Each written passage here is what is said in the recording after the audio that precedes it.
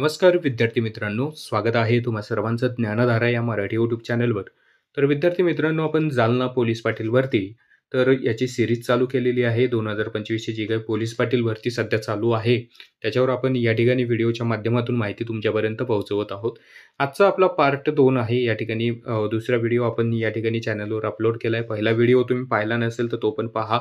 Link तुम्हाला या ठिकाणी डिस्क्रिप्शन बॉक्समध्ये मी तुम्हाला ॲड करून दिलेली आहे. त्यामध्ये आपण जी-एस विषयी सर्व महत्त्वाचे प्रश्न या ठिकाणी कव्हर केलेले आहेत. सोबतच चालू घडामोडीचे प्रश्न पण तुम्हाला त्यामध्ये पाहायला मिळतील पहिल्या व्हिडिओमध्ये. आजच्या व्हिडिओमध्ये जो पार्ट 2 आहे, तर आजच्या व्हिडिओमध्ये आपण जालना जिल्हा विशेष या ठिकाणी पाहणार आहोत. जालना जिल्ह्याविषयी महत्त्वाचे प्रश्न या ठिकाणी कव्हर करणार आहोत. तर त्याची संपूर्ण माहिती तुम्हाला या व्हिडिओच्या माध्यमातून मिळेल. सोबतच हे जे काही प्रश्न आपण व्हिडिओमध्ये घेणार आहोत, त्याचं PDF जे आहे अगदी मोफत तुम्हाला टेलिग्राम चॅनलला या ठिकाणी डाउनलोड करायला मिळेल. त्यासाठी टेलिग्राम चॅनलची लिंक तुम्हाला डिस्क्रिप्शन बॉक्समध्ये मी दिलेली आहे. चला तर सुरुवात करूयात आपण आजच्या व्हिडिओला. या ठिकाणी पहिला प्रश्न आहे बघा, जालना या जिल्ह्याची स्थापना कधी झाली आहे? तर बघा विद्यार्थी मित्रांनो, 1 मे 1981ला या ठिकाणी जालना जिल्ह्याची स्थापना झालेली आपल्याला पाहायला मिळते. मग कोणत्या जिल्ह्याच्या विभाजनातून जालना जिल्ह्याची स्थापना झाली? तर छत्रपती संभाजीनगर या जिल्ह्याच्या विभाजनामधून या ठिकाणी जालना जिल्ह्याची स्थापना झालेली आपल्याला पाहायला मिळते 1 मे 1981ला. यानंतर प्रश्न क्रमांक दुसरा असणार आहे, जालना या शहराचे जुने नाव काय आहे? तर बघा विद्यार्थी मित्रांनो, जालना या शहराचं जुनं नाव जे आहे ते जालनापूर होतं. त्यानंतर पुढे या शहराचं नाव जालनापूरवरून जालना झालेलं आपल्याला या ठिकाणी पाहायला मिळतं. प्रश्न क्रमांक पुढचा आहे, जालना महाराष्ट्राच्या मध्यभागी असलेला जिल्हा कोणता आहे? ते योग्य उत्तर आहे, जालना हा जो जिल्हा आहे महाराष्ट्राच्या मध्यभागी असलेला जिल्हा म्हणून या ठिकाणी ओळखला जातो. महाराष्ट्रातील एकूणच आपण जालना जिल्ह्याचं स्थान जर पाहिलं तर महाराष्ट्राच्या मध्यभागी या ठिकाणी हा जिल्हा आपल्याला असलेला पाहायला मिळतो. त्यासोबतच प्रश्न पुढचा आहे, मराठवाडा विभागात जालना जिल्ह्याचे स्थान कोणत्या दिशेला आहे? ते योग्य उत्तर आहे, उत्तर दिशेला. या ठिकाणी मराठवाडा विभागाचा जर आपण विचार केला तर या ठिकाणी जालना जिल्ह्याचं जे स्थान आहे ते उत्तर दिशेला असलेलं आपल्याला या ठिकाणी पाहायला मिळतं.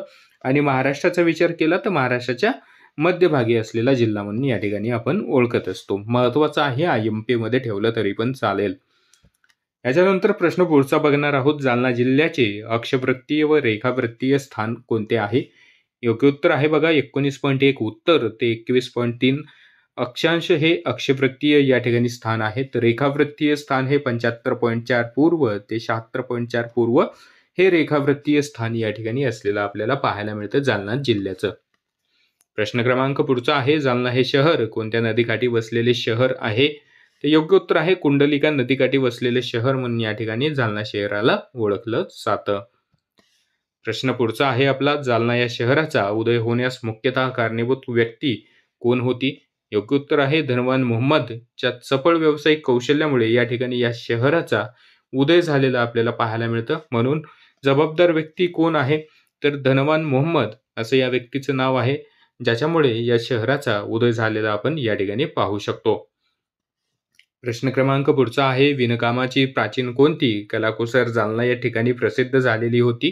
ते योग्य उत्तर आहे, जुलाह या नावाची या ठिकाणी विणकामाची जी काही प्राचीन कलाकुसर आहे ही या ठिकाणी आपल्याला प्रसिद्ध झालेली पाहायला मिळते. जालना जिल्ह्यामध्ये, जालना शहरामध्ये आपल्याला प्रसिद्ध झालेली पाहायला मिळते.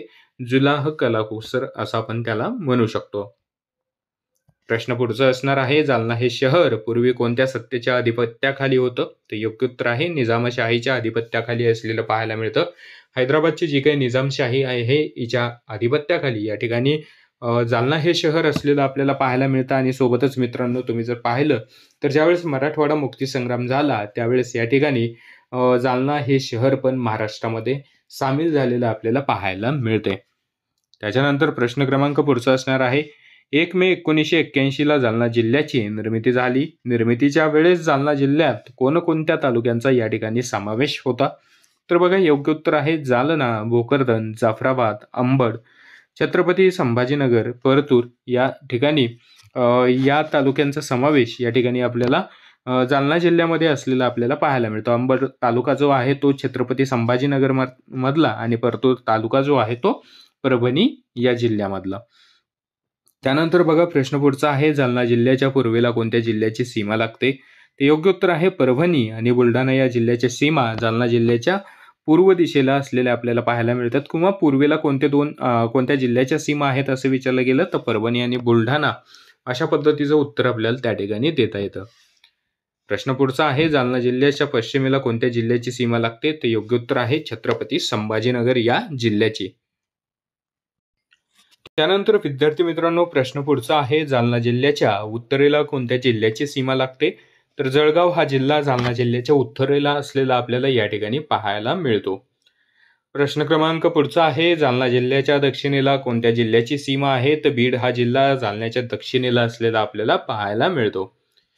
प्रश्न क्रमांक पुढचा आहे, जालना जिल्हा हा कोणत्या फळपिकासाठी प्रसिद्ध आहे? तर योग्य उत्तर आहे मोसंबी या फळपिकासाठी जालना हा जिल्हा प्रसिद्ध असलेला आपल्याला पाहायला मिळतं. प्रश्न पुढचा असणार आहे आपला, जालना जिल्ह्यातील प्रामुख्याने प्रसिद्ध उद्योग कोणते आहेत? तर बघा मित्रांनो, जालना जिल्ह्यामध्ये बरेचसे उद्योगधंदे या ठिकाणी चालतात. त्यापैकीच प्रसिद्ध जे उद्योगधंदे आहेत त्यामध्ये हायब्रिड सीड्स असेल, स्टील रोलिंग मिल असेल, बिडी उद्योग असेल, दाल मिल असेल, बी बियाणे असेल, तर हे जे उद्योग आहेत या ठिकाणी जालना जिल्ह्यामध्ये प्रामुख्याने असलेले आपल्याला पाहायला मिळतात. प्रामुख्याने प्रसिद्ध असलेले या ठिकाणी पाहायला मिळतात. आणि याच उद्योगधंद्यामधून या ठिकाणी जालना जिल्ह्यामध्ये जे पण या ठिकाणी कर्मचारी आहे तर त्यांच्यासाठी महत्त्वाच्या गोष्टी या ठिकाणी आपल्याला ठरत असलेले पाहायला मिळतात. या ठिकाणी जोडधंदे असलेले आपल्याला बरेचसे जालना जिल्ह्यामध्ये असलेले पाहायला मिळतात. महत्त्वाचं आहे की या ठिकाणी बी बियाणाचं उत्पादन खूप मोठ्या प्रमाणात केलं जातं. दाल मिल या ठिकाणी आपल्याला खूप मोठ्या प्रमाणात असलेल्या या ठिकाणी पाहायला मिळतो. सोबतच बिडी उद्योग हा प्रसिद्ध आहे जालना जिल्ह्यामध्ये. हायब्रिड सीड्सचा उद्योग या ठिकाणी प्रसिद्ध असलेला आपल्याला पाहायला मिळतं. त्यानंतर बघा प्रश्न पुढचा आहे, मराठवाडा मुक्तीसंग्रामात आपल्या प्राणाची आहुती देणारे महत्त्वाची भूमिका बजावणारे जालना जिल्ह्यातील क्रांतिकारी कोण आहेत? ते योग्य उत्तर आहे जनार्दन मामा नागपूरकर. हे मराठवाडा मुक्तीसंग्रामामध्ये सामील असलेले व्यक्तिमत्व आपल्याला जालना जिल्ह्यातील असलेलं या ठिकाणी पाहायला मिळतं. प्रश्न पुढचा आहे, जालना जिल्ह्याचे वार्षिक सरासरी पर्जन्यमान किती आहे? ते योग्य उत्तर आहे 650 ते 750 मिलीमीटर एवढं या ठिकाणी जालना जिल्ह्याचं वार्षिक पर्जन्यमान असलेलं आपल्याला पाहायला मिळतं. प्रश्न पुढचा आहे, जालना जिल्ह्याचा किती टक्के भाग हा गोदावरी नदीच्या खोऱ्यामध्ये येत असतो? ते योग्य उत्तर आहे 49% एवढा भाग या ठिकाणी गोदावरी नदीच्या खोऱ्यामध्ये येत असलेला आपल्याला पाहायला मिळतं. प्रश्न क्रमांक पुढचा आहे, जालना जिल्ह्यातील एकूण जमिनीच्या किती टक्के भागात खरीप पिकाची लागवड व उत्पादन केले जाते? तर एकूण 75% एवढं जमिनीच्या भागामध्ये खरीप पिकाची लागवड आणि उत्पादन या ठिकाणी केलं जात असलेलं आपल्याला पाहायला मिळतं. प्रश्न पुढचा आहे, जालना जिल्ह्यातील एकूण जमिनीच्या किती टक्के भागात रब्बी पिकाची लागवड आणि उत्पादन केले जाते? तर एकूण 40% भागामध्ये या ठिकाणी रब्बी पिकाचं उत्पादन केलं जातं, त्याची लागवड या ठिकाणी केली जात असलेली आपल्याला पाहायला मिळते. प्रश्न पुढचा आहे, जालना जिल्ह्यातील कोणत्या ठिकाणी उपग्रह अनुश्रवण भूकेंद्र उभारले आहे? ते योग्य उत्तर आहे इंदेवाडी या ठिकाणी. व्हेरी IMP आहे, IMP मध्ये ठेवून द्या. हा प्रश्न एका साईडला नोट करून ठेवा, जेणेकरून तुमचं रिव्हिजन त्याच्यावर इझिली पडू शकेल. परीक्षेला जाण्यापूर्वी तुमचं त्यावर रिव्हिजन होऊ शकेल. प्रश्न पुढचा आहे, 2011च्या जनगणनेनुसार जिल्ह्याचे एकूण क्षेत्रफळ किती आहे? तर 7,718 चौरस किलोमीटर एवढं या ठिकाणी जालना जिल्ह्याचं क्षेत्रफळ 2011च्या जनगणनेनुसार असलेलं या ठिकाणी आपल्याला पाहायला मिळतंय. प्रश्न क्रमांक पुढचा आहे, महाराष्ट्र राज्याच्या क्षेत्रफळाच्या तुलनेत जिल्ह्याचे एकूण क्षेत्रफळ किती आहे? तर 2.51% एवढं असलेलं आपल्याला या ठिकाणी जालना जिल्ह्याचं क्षेत्रफळ असलेलं या ठिकाणी आपल्याला पाहायला मिळतं. प्रश्न क्रमांक पुढचा आहे, जालना जिल्ह्याचे एकूण किती तालुक्यांचा समावेश होतो जालना जिल्ह्यामध्ये? एकूण 8 तालुक्यांचा या ठिकाणी विद्यार्थी मित्रांनो जालना जिल्ह्यामध्ये समावेश होत असलेला आपल्याला पाहायला मिळतं. मग ती कोणती आहेत? पुढचा प्रश्न आपला तोच आहे, जालना जिल्ह्यामध्ये कोणत्या तालुक्यांचा या ठिकाणी समावेश होतो? तर भोकरदन, जाफराबाद, जालना, बदनापूर, अंबड, घनसांगवी, परतूर आणि मंठा अशा एकूण या ठिकाणी 8 तालुक्यांचा समावेश जालना जिल्ह्यामध्ये असलेला पाहायला मिळतो. जालना या तालुक्यासह एकूण 8 तालुके या ठिकाणी जालना या शहरामध्ये या जिल्ह्यामध्ये असलेले आपल्याला पाहायला मिळतात. प्रश्न क्रमांक पुढचा आहे, जालना जिल्ह्यात उपविभागीय कार्यालय किती आहेत व कोणत्या ठिकाणी आहेत? तर बघा विद्यार्थी मित्रांनो, एकूण 4 उपविभागीय कार्यालय या ठिकाणी जालना जिल्ह्यामध्ये असलेले पाहायला मिळतात. मग ती जालना या ठिकाणी एक आहे, अंबडला एक आहे, भोकरदन आणि परतूरला अशा 4 ठिकाणी जालना जिल्ह्यामध्ये उपविभागीय कार्यालय असलेलं आपल्याला या ठिकाणी पाहायला मिळतं. प्रश्न पुढचा आहे, जालना जिल्ह्यातील एकूण किती पंचायत समित्यांचा समावेश आहे? तर जालना जिल्ह्यात बघा विद्यार्थी मित्रांनो, एकूण 8 पंचायत समित्यांचा समावेश आहे. 8 पंचायत समित्या जालना जिल्ह्यामध्ये अस्तित्वात असलेल्या आपल्याला पाहायला मिळतात.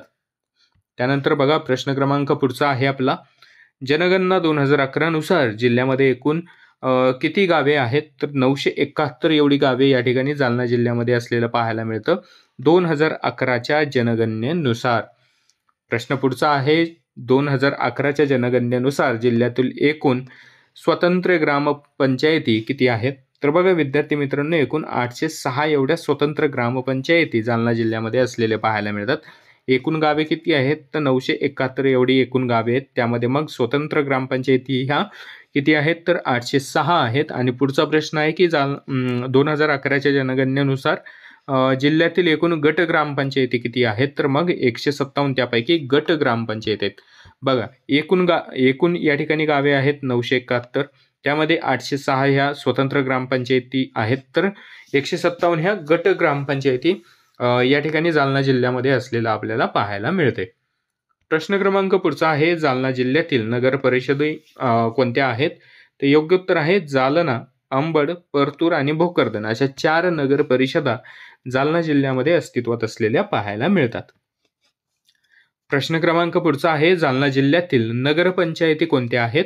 तर जाफराबाद, बदनापूर, मंठा आणि घनसांगवी या नगरपंचायती आहेत. एकूण 4 नगरपंचायती आणि 4 नगर परिषदा जालना जिल्ह्यामध्ये अस्तित्वात आहेत. प्रश्न पुढचा आहे, जिल्ह्यातील कृषी उत्पन्न बाजार समिती कोणत्या तालुक्यात आहेत? तर योग्य उत्तर आहे जालना, अंबड, भोकरदन, परतूर व मंठा या ठिकाणी जिल्ह्यामध्ये कृषी उत्पन्न बाजार समित्या अस्तित्वात असलेले पाहायला मिळतात. या तालुक्यांमध्ये या कृषी उत्पन्न बाजार समित्या आहेत. नोट करून ठेवा, IMP मध्ये ठेवा, जसं तुम्हाला इझी पडेल तसं ठेवा, जेणेकरून परीक्षेला जाण्यापूर्वी तुमचं इझिली याच्यावर रिव्हिजन पडलं जाईल. ठीक आहे. त्यानंतर बघा प्रश्न क्रमांक पुढचा आहे, जालना ही नगर परिषद कोणत्या वर्गामध्ये येते? तर विद्यार्थी मित्रांनो, नगर परिषदेची या ठिकाणी वेगवेगळी वर्गवारी केलेली आहे.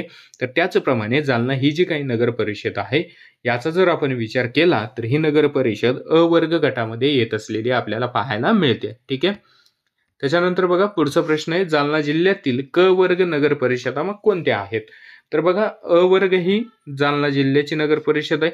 तर क वर्गमध्ये अंबड, परतूर आणि भोकरदन या नगरपालिकांचा या ठिकाणी समावेश होतो.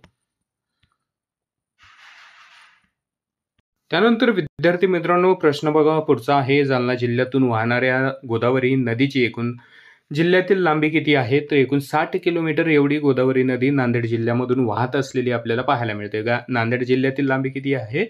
एकूण 60 किलोमीटर आहे गोदावरी नदीची. प्रश्न पुढचा आहे, गोदावरी नदीच्या जालना जिल्ह्यातून वाहणाऱ्या उपनद्या कोणत्या कोणत्या आहेत?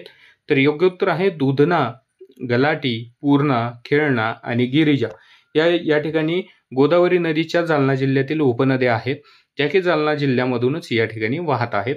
तर एकूण जर आपण बघितलं तर याच्यामध्ये मग एकूण 5 नद्या आहेत. दूधना असेल, गलाटी असेल, त्यानंतर पूर्णा नदी आहे, खेळणा नदी आहे आणि गिरिजा नदी अशा एकूण 5 नद्यांचा समावेश, उपनद्यांचा समावेश या ठिकाणी जालना जिल्ह्यामध्ये आहे, ज्या की जालना जिल्ह्यामधूनच वाहतात. प्रश्न पुढचा आहे, जालना जिल्ह्यातील कुंडलिका ही नदी कोणत्या नदीमध्ये जाऊन विलीन होते? ते योग्य उत्तर आहे दूधना या नदीमध्ये जाऊन विलीन होते. प्रश्न क्रमांक पुढचा आहे, खेळणा नदीकाठी या ठिकाणी प्रसिद्ध ठिकाण कोणते आहे? ते योग्य उत्तर आहे भोकरदन हे खेळणा नदीकाठचं प्रसिद्ध ठिकाण असलेलं आपल्याला या ठिकाणी जालना जिल्ह्यामध्ये असलेलं पाहायला मिळतं. प्रश्न क्रमांक पुढचा आहे आपला, छत्रपती संभाजीनगर जिल्ह्यातील अजिंठ्याच्या डोंगर रांगामध्ये उगम पावलेली नदी कोणती आहे? तर बघा छत्रपती संभाजीनगरमध्ये अजिंठाच्या डोंगर रांगामध्ये पूर्णा नदीचा या ठिकाणी उगम होतो, जी की जालना जिल्ह्यामध्ये पण वाहत असलेली आपल्याला पाहायला मिळते. प्रश्न पुढचा आहे, पूर्णा ही नदी जालना जिल्ह्याच्या कोणत्या तालुक्यामधून वाहत जाऊन पुढे बुलढाणा जिल्ह्यामध्ये प्रवेश करते? तर योग्य उत्तर आहे भोकरदन व जाफराबाद या ठिकाणी वाहत जाते. त्यानंतर बघा प्रश्न क्रमांक पुढचा आहे, पूर्णा नदी बुलढाणा जिल्ह्यात वाहत जाऊन पुन्हा जालना जिल्ह्यातील कोणत्या ठिकाणी प्रवेश करते? तर मंठा या ठिकाणी परत या ठिकाणी जालना जिल्ह्यामध्ये प्रवेश करते पूर्णा नदी वाहत जाते बुलढाणा या ठिकाणी आणि परत या ठिकाणी जालना जिल्ह्यामध्ये प्रवेश करते. तर कोणत्या ठिकाणी? तर मंठा या ठिकाणी. प्रश्न क्रमांक पुढचा आहे, जिल्ह्यातील पूर्णा नदीच्या उपनद्या कोणत्या आहेत? योग्य उत्तर आहे खेळणा, गिरजा, जुई, जीवरेखा आणि धामणा या जालना जिल्ह्यातील या ठिकाणी पूर्णा नदीच्या उपनद्या असलेलं पाहायला मिळते. बघा, नोट करून ठेवा. पूर्णा नदीच्या जर उपनद्या तुम्हाला परीक्षेमध्ये विचारलं गेलं तर त्याचं उत्तर तुम्हाला देता आलं पाहिजे. पूर्णा नदीचे एकूण या ठिकाणी 5 उपनद्या आहेत ज्या की जालना जिल्ह्यातील आहेत. त्यामध्ये धामणा नदी असेल, जीवरेखा नदी असेल, जुई नदी असेल, गिरिजा आणि खेळणा नदी अशा एकूण 5 नद्यांचा समावेश या ठिकाणी होतो. प्रश्न पुढचा आहे आपला, दुधना ही जालना जिल्ह्यातून वाहणाऱ्या प्रमुख नद्यांपैकी एक नदी आहे. या नदीचा उगम कोणत्या जिल्ह्यामध्ये होतो? ते योग्य उत्तर आहे छत्रपती संभाजीनगरमध्ये या ठिकाणी उगम होत असलेलं आपल्याला पाहायला मिळतं. प्रश्न क्रमांक पुढचा आहे, जालना जिल्ह्यातील दुधना नदीच्या प्रमुख उपनद्या कोणत्या आहेत? तर कुंडलिका आणि कल्याण ही दुधना नदीची या ठिकाणी प्रमुख उपनदी असलेली आपल्याला पाहायला मिळते. प्रश्न पुढचा आहे विद्यार्थी मित्रांनो, 2011च्या जनगणनेनुसार जालना जिल्ह्याचे एकूण वनक्षेत्र किती आहेत? तर योग्य उत्तर आहे 101.18 चौरस किलोमीटर एवढं जालना जिल्ह्याचं वनक्षेत्र असलेलं पाहायला मिळतं. पर्यावरणाचा समतोल राखण्यासाठी 33.33% एवढं या ठिकाणी महाराष्ट्राचं वनक्षेत्र प्रमाण असणं आवश्यक आहे. त्याचप्रमाणे जर आपण विचार केला तर जालना जिल्ह्याचं एकूण 101.18 चौरस किलोमीटर एवढं वनक्षेत्र आहे. प्रश्न क्रमांक पुढचा आहे, 2011च्या जनगणनेनुसार जालना जिल्ह्यातील धर्मनिहाय लोकसंख्या किती आहे? तर बघा विद्यार्थी मित्रांनो, हिंदू लोकसंख्या या ठिकाणी बघितलं आपण तर 15,04,641 एवढी आहे. मुस्लिम लोकसंख्या 2,74,221 आहे. बौद्ध लोकसंख्या 1,52,540 आहे. ख्रिश्चन 12,542 आहे आणि शीख 1,629 एवढी लोकसंख्या या ठिकाणी 2011च्या जनगणनेनुसार धर्मनिहाय लोकसंख्या असलेली आपल्याला पाहायला मिळते. त्यानंतर बघा, जैन समाजाची या ठिकाणी 9,619 आहे. अन्य धर्म 336 आहेत. निधर्मी 3,518 आहेत. एकूण लोकसंख्या जरी जालना जिल्ह्याची विचारली गेली तर 19,59,56,046 एवढी 2011च्या जनगणनेनुसार जालना जिल्ह्याची लोकसंख्या असलेली आपल्याला पाहायला मिळते. प्रश्न पुढचा आहे आपला, जालना जिल्ह्यातील मत्स्योदरी देवीचे हेमाडपंथी मंदिर कोठे आहे? तर अंबड या ठिकाणी हे मंदिर आहे मित्रांनो. प्रसिद्ध असं मंदिर आपल्याला जालना जिल्ह्यातील असलेलं पाहायला मिळतं. प्रश्न क्रमांक पुढचा आहे, जालना जिल्ह्यातील समर्थ रामदास स्वामींचे जन्मस्थान कोणते आहे?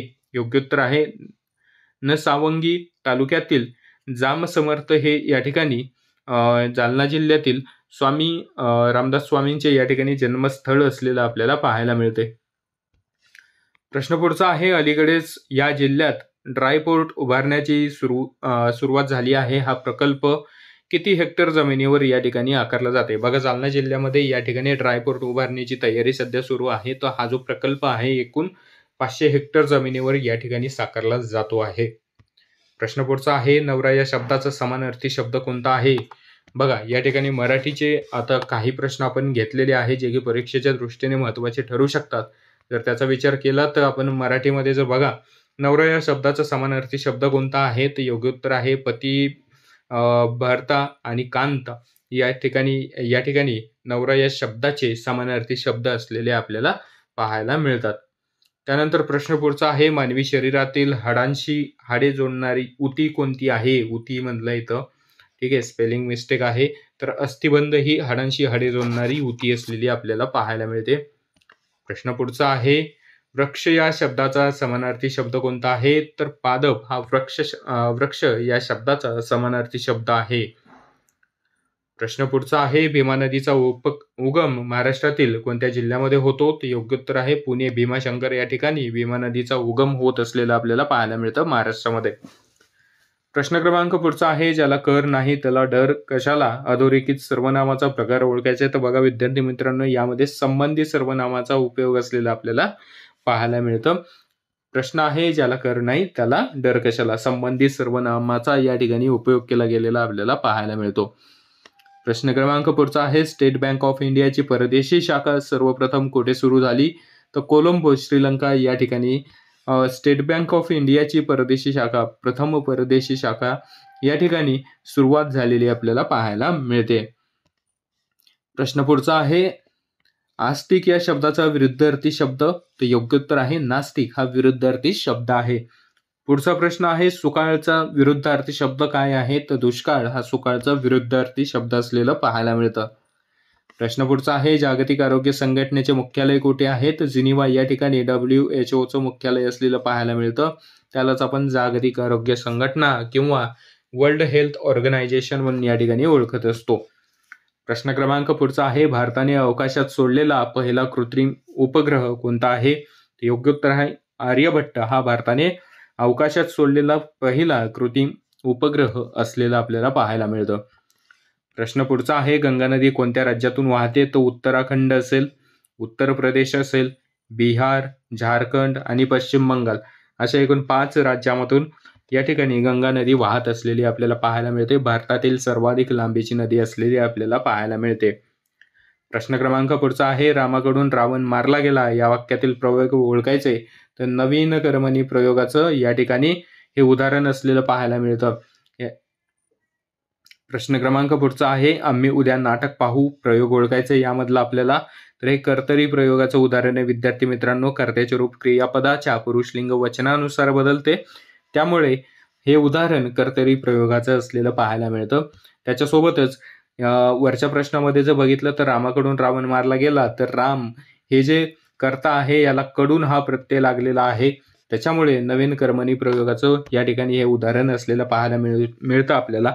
तर हे एक ट्रिक म्हणा किंवा एक शॉर्टकट म्हणा तुम्हाला प्रश्न सोडवण्यासाठी.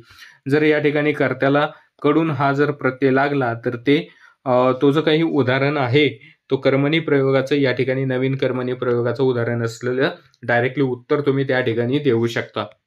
प्रश्न पुढचा आहे, वनभोज हा शब्द या ठिकाणी समास ओळखायचा आहे आपल्याला. वनभोज या शब्दाचा योग्य उत्तर आहे तत्पुरुष समासाचं या ठिकाणी हे योग्य उत्तर असलेलं आपल्याला पाहायला मिळतं. प्रश्न पुढचा आहे, विद्यार्थी मित्रांनो, भारतीय स्त्री शिक्षण संस्थेची स्थापना कोणी केली, योग्य उत्तर आहे महर्षी धोंडो केशव कर्वे यांनी या ठिकाणी भारतीय स्त्री शिक्षण संस्थेची या ठिकाणी स्थापना केलेली पाहायला मिळते. कुठे केली, तर मग मुंबई या ठिकाणी. संस्थेचं नाव काय आहे, तर SNDT संत नाथीबाई ठाकरसी दामोदर ठाकरसी विद्यापीठ असे या ठिकाणी नाव असलेलं आपल्याला पाहायला मिळतं या विद्यापीठाचं. त्यानंतर बघा प्रश्न क्रमांक पुढचा आहे, भारतीय संविधानाचा आत्मा आणि हृदय कोणत्या कलमास म्हटले आहे, तर कलम 32 हे भारतीय संविधानाचा आत्मा आणि हृदय म्हणून या ठिकाणी ओळखलं जातं. प्रश्न क्रमांक पुढचा आहे, आंतरराष्ट्रीय न्यायालयाचे मुख्यालय कुठे आहे, तर हेग या ठिकाणी आंतरराष्ट्रीय न्यायालयाचं मुख्यालय असलेलं आपल्याला पाहायला मिळतं. प्रश्न क्रमांक पुढचा आहे, मालगुडी डेज या पुस्तकाचे लेखक कोण आहेत, ते योग्य उत्तर आहे R.K. नारायण हे मालगुडी डेज या पुस्तकाचे लेखक आहेत. प्रश्न पुढचा आहे, मुरा ही खालीलपैकी कशाची जात आहे, ते योग्य उत्तर आहे म्हशीची जात असलेली आपल्याला या ठिकाणी पाहायला मिळतं. प्रश्न क्रमांक पुढचा आहे, पेनिसिलिनचा शोध कोणी लावला, तर योग्य उत्तर आहे अलेक्झांडर फ्लेमिंगने या ठिकाणी पेनिसिलिनचा शोध लावलेला पाहायला मिळतं. पुणे या ठिकाणी पेनिसिलिन निर्मिती कारखाना असलेला आपल्याला पाहायला मिळतं.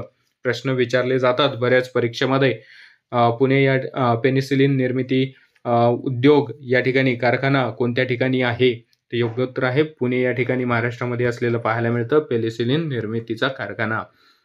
प्रश्न पुढचा आहे, महाराष्ट्रात पंचायत समितीचा प्रशासकीय प्रमुख कोण असतो, तर गटविकास अधिकारी हा पंचायत समितीचा प्रमुख म्हणून या ठिकाणी कार्य बघत असतो.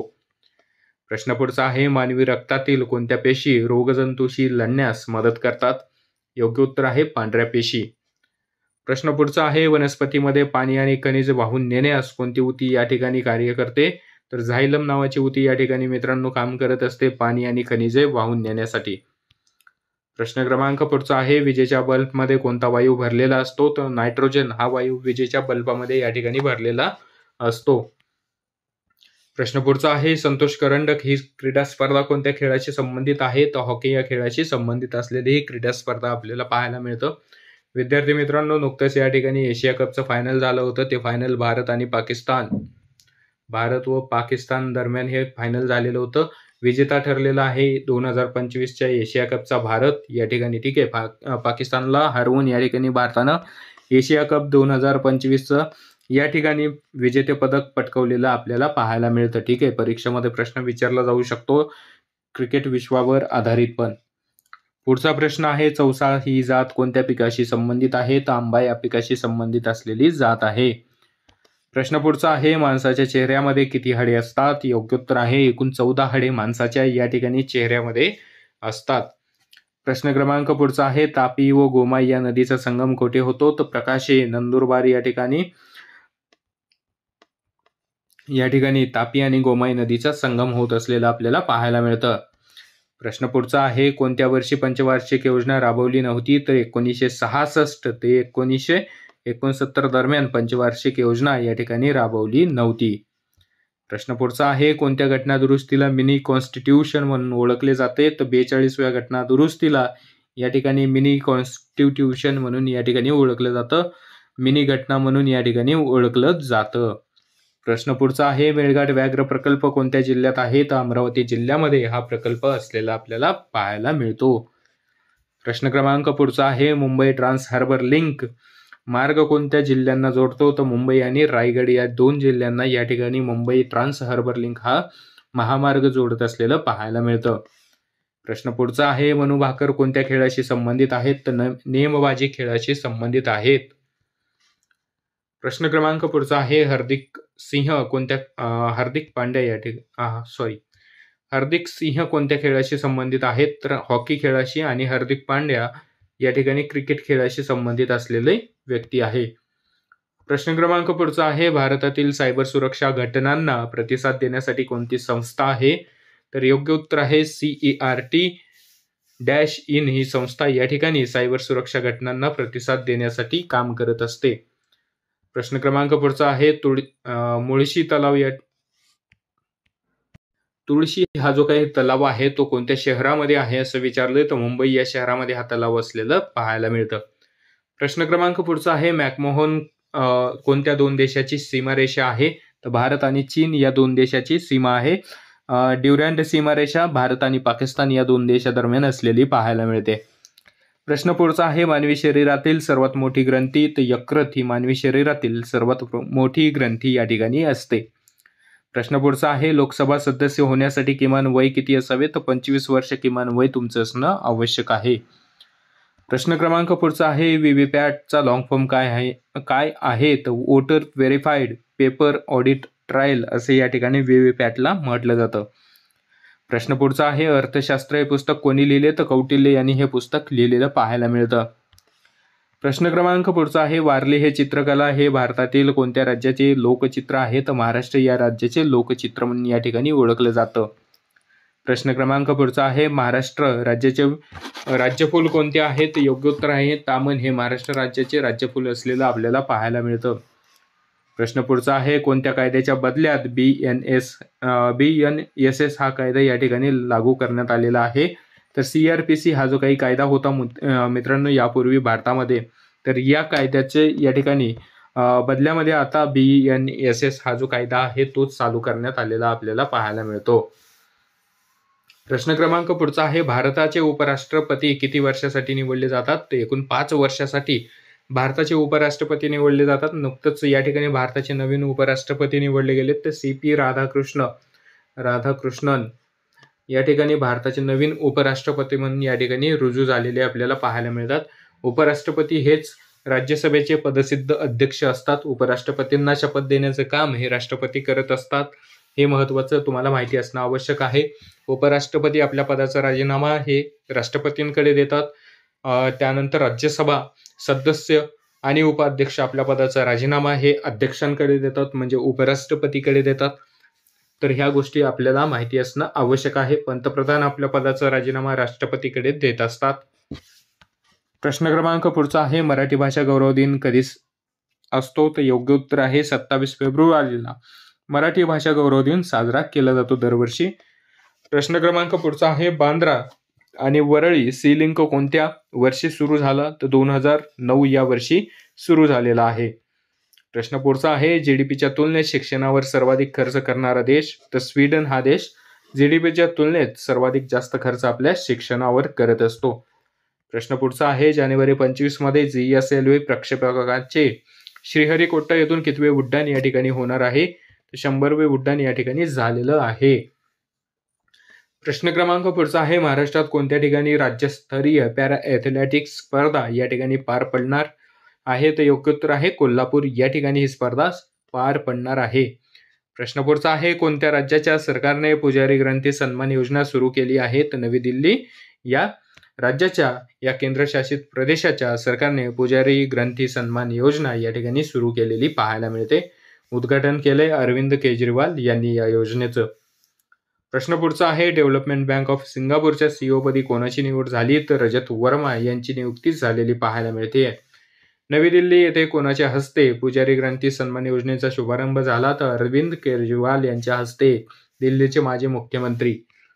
प्रश्न पुढचा आहे, देशातील पहिला ग्लास ब्रिजचे उद्घाटन कोणत्या राज्यामध्ये करण्यात आले? तर योग्य उत्तर आहे तमिळनाडू या राज्यामध्ये. प्रश्न क्रमांक पुढचा आहे, world audio visual entertainment summit 2025 कोणत्या देशात आयोजित करण्यात आली आहे? योग्य उत्तर आहे भारतामध्ये ही समिट आयोजित केली जाणार आहे. प्रश्न क्रमांक पुढचा आहे, विद्यार्थी मित्रांनो, कोणते राज्य सरकार वाचन संस्कृती उपक्रम राबवणार आहे? तर महाराष्ट्र सरकार 1 ते 15 जानेवारीमध्ये या कालखंडामध्ये या ठिकाणी वाचन संस्कृती उपक्रम राबवला जाणार होता आणि हा आता संपन्न झालेला आहे, राबवला गेलेला आहे. प्रश्न पुढचा आहे, CRPFच्या महानिर्देशकपदी कोणाची निवड झाली? तर विपुल कुमार. मित्रांनो, हे वेळोवेळी चेंज होत असतं, ठीक आहे.